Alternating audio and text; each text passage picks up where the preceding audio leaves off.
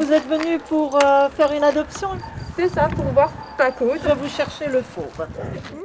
Munie de son attestation de déplacement dérogatoire et d'une attestation pour adoption délivrée par la SPA, Marie-Hélène souhaite trouver un camarade de jeu pour son premier chien. Et celui qui lui a fait de l'œil, c'est Paco.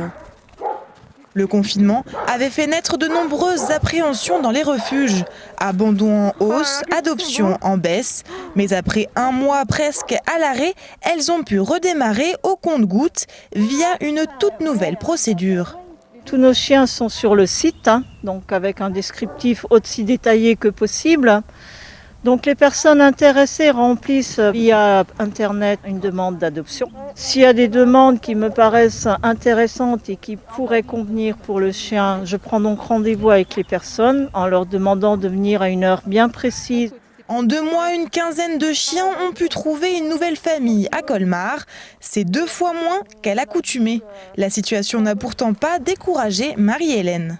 Les mesures, elles étaient un peu plus strictes, bien évidemment, puisqu'on n'avait pas le droit de se rendre au refuge à notre guise. En prenant toutes les précautions nécessaires, il n'y a pas de raison qu'on ne puisse pas adopter un animal durant cette période qui est difficile.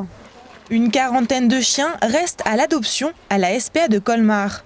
Du côté des chats, c'est un peu plus. La douzaine de salariés du refuge a pris soin des 57 félins présents et cette période de confinement leur aura même été bénéfique. On n'avait plus de visites, donc ils étaient beaucoup plus au calme. Les soigneurs avaient vraiment le temps de s'en occuper, donc on a nettement moins de malades. Et les chats, et même les plus sauvages, ils ont donné des signes de sociabilisation. Ça, c'est très important pour les faire partir par la suite. Et le prochain chanceux à trouver une nouvelle famille, c'est ce chaton. Il va s'appeler comment? Mon fils a choisi Harry et chat, plus long. Après avoir signé quelques papiers, c'est le grand départ. Au revoir, madame. Et cette nouvelle procédure d'adoption devrait perdurer au moins plusieurs semaines, voire plus. Au niveau des chiens, on donnait déjà des rendez-vous aux gens. Par contre, la différence, c'est que les gens avant venaient une première fois en visite au refuge et après remplissaient le questionnaire. Donc en fait, c'est simplement cette première étape qu'on n'a plus. Au niveau des chats, l'adoption se basait sur la visite et sur le feeling qu'il y avait avec le chat. Mais ce serait bien, je pense, de garder cette politique un peu de rendez-vous, de prise en charge plus individuelle.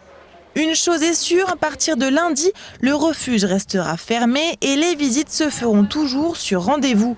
La cinquantaine de bénévoles pourra revenir prêter main forte à l'équipe orinoise, mais avec de nombreuses mesures de prévention mises en place.